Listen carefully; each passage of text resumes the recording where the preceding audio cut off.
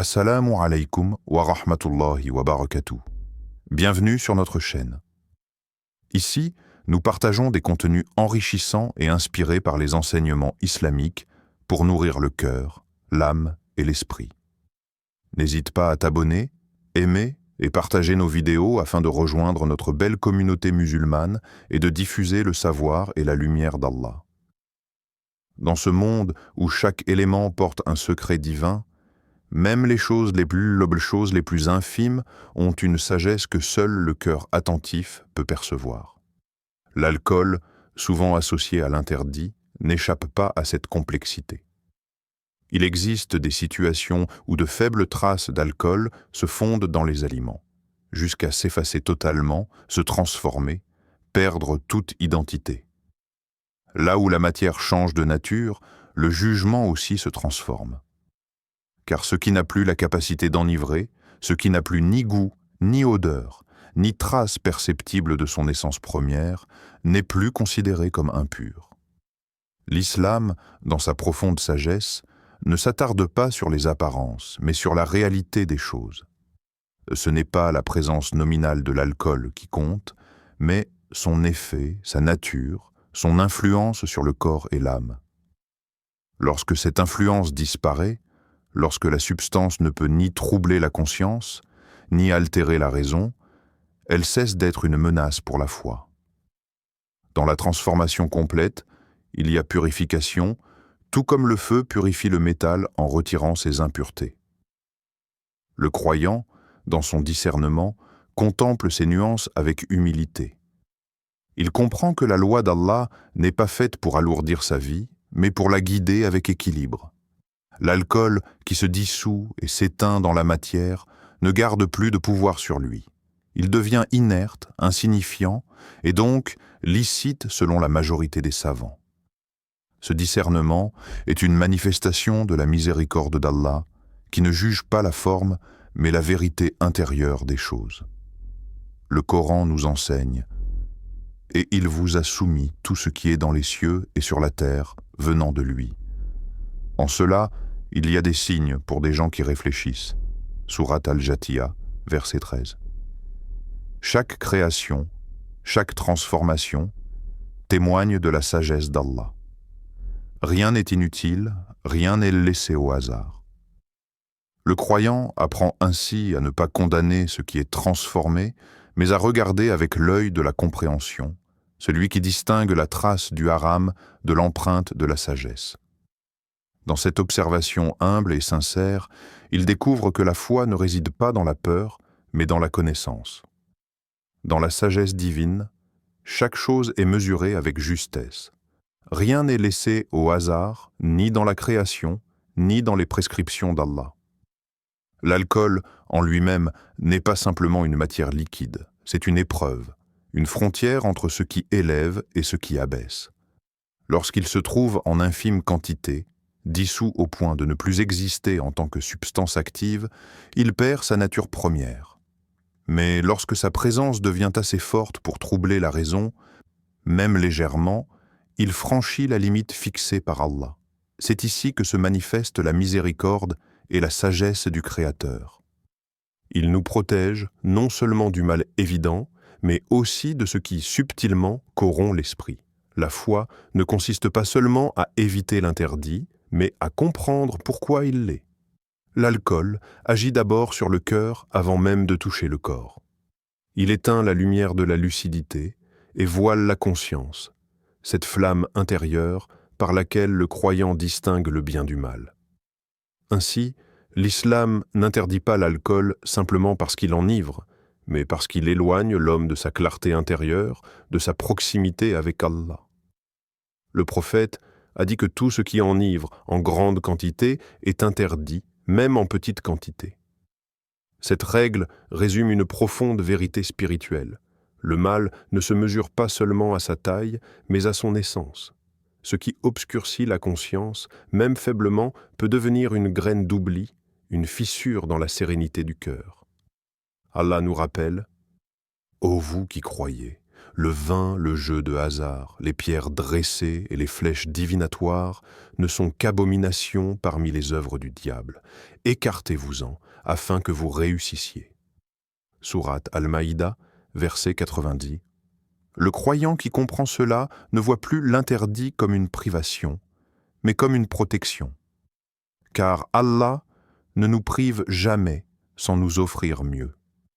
Écarter ce qui trouble la conscience, c'est purifier son regard intérieur et s'ouvrir à la vraie ivresse, celle de la présence divine, douce, paisible et éternelle. Dans la profondeur de la science religieuse, il existe toujours une recherche d'équilibre entre la rigueur et la sagesse. Les savants, en contemplant les textes et en observant la réalité, ont compris qu'il y a des nuances dans la création d'Allah, et que tout n'est pas noir ou blanc. Lorsqu'une très petite quantité d'alcool est dissoute dans un aliment au point de disparaître totalement, elle subit ce que les savants appellent l'istiala, une transformation complète de sa nature. Elle ne demeure plus ce qu'elle était, comme le feu qui transforme le bois en cendre.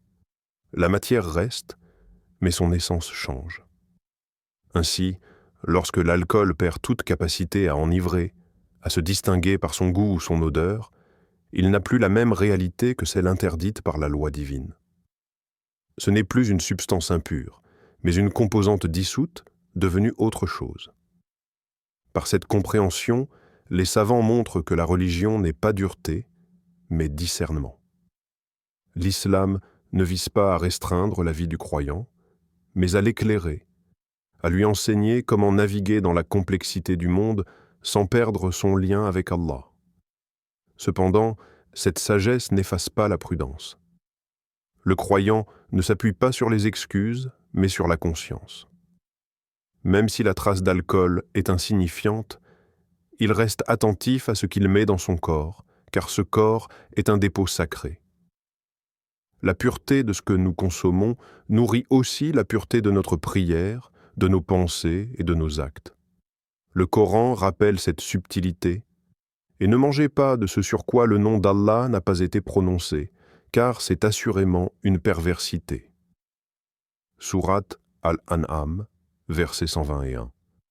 Ce verset nous enseigne que la pureté ne réside pas seulement dans la matière, mais aussi dans l'intention. Ce n'est pas seulement ce que l'on consomme qui compte, mais comment on le consomme et pourquoi. Le croyant, par humilité, choisit la voie de la clarté, évitant le doute afin de préserver la lumière de sa foi. Car dans la sincérité du cœur, même les petites choses deviennent des actes de dévotion. La foi n'est pas seulement une parole que l'on prononce, c'est une lumière que l'on protège. Chaque geste du croyant, même le plus simple, devient un miroir de sa relation avec Allah. Ce qu'il mange, ce qu'il boit, ce qu'il laisse entrer dans son corps, tout cela témoigne de la sincérité de son adoration. La vigilance face à ce que l'on consomme n'est donc pas une contrainte, mais un acte de conscience. Celui qui veille à la pureté de sa nourriture veille aussi à la pureté de son cœur. Le musulman ne cherche pas seulement à éviter l'interdit évident, mais également le doute. Car le doute est comme une ombre qui s'étend, d'abord discrète, puis envahissante. Éviter ce qui suscite l'incertitude, c'est préserver sa sérénité et son lien intime avec le Créateur. Chaque fois qu'il choisit un aliment licite, qu'il renonce à un produit douteux, le croyant affirme silencieusement « Seigneur, je te préfère à mes désirs ». Et c'est dans ce renoncement volontaire que se trouve la véritable liberté de l'âme. Cette vigilance n'est pas seulement un acte extérieur, elle est une discipline du cœur. Elle éduque le croyant à la retenue, à la clairvoyance et à la gratitude envers ce qu'Allah a rendu pur et bon. Tout ce que le musulman consomme devient alors une part de sa spiritualité, un prolongement de sa prière, un reflet de son intention. Le Coran rappelle avec beauté « Ô homme, mangez de ce qui est licite et pur sur la terre, et ne suivez pas les pas de Satan, car il est pour vous un ennemi déclaré. » Sourate Al-Baqarah, verset 168. Ce verset est un rappel tendre et puissant. Allah nous invite à goûter à ses bienfaits, mais avec discernement. Se détourner du doute, c'est refuser la ruse de Satan, qui cherche toujours à affaiblir la vigilance du cœur. Le croyant, lui, avance avec précaution, non par peur, mais par amour. Car il sait que la pureté de ce qu'il consomme nourrit la pureté de son âme, et que chaque bouchée licite est une bénédiction offerte par le très miséricordieux. Il existe dans la parole du prophète une lumière qui éclaire toutes les zones d'ombre. Parmi ces paroles, celle-ci résonne comme un rappel intemporel. Celui qui évite les choses douteuses protège sa religion et son honneur. Ces mots, simples en apparence, renferment une sagesse profonde.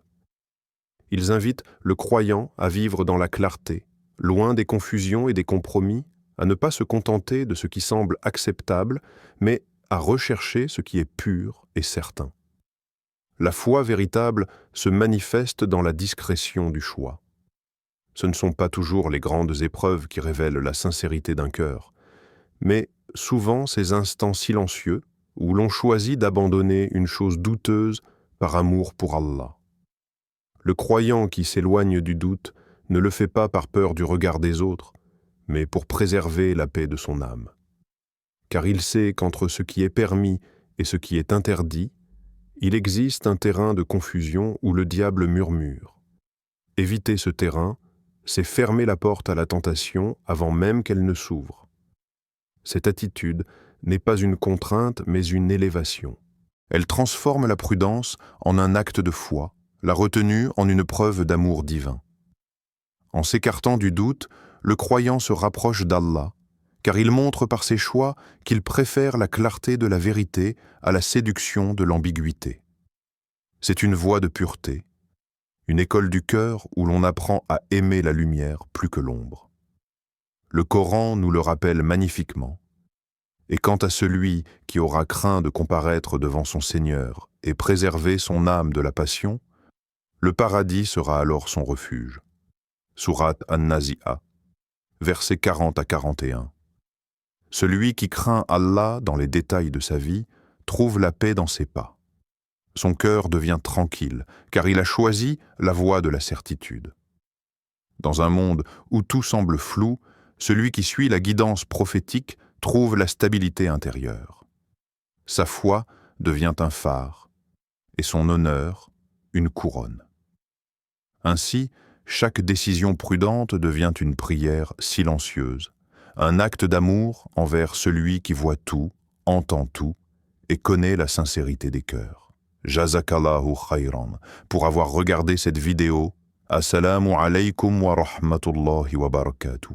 N'oubliez pas de vous abonner, aimer et partager pour soutenir notre chaîne et continuer à diffuser le savoir et les enseignements islamiques.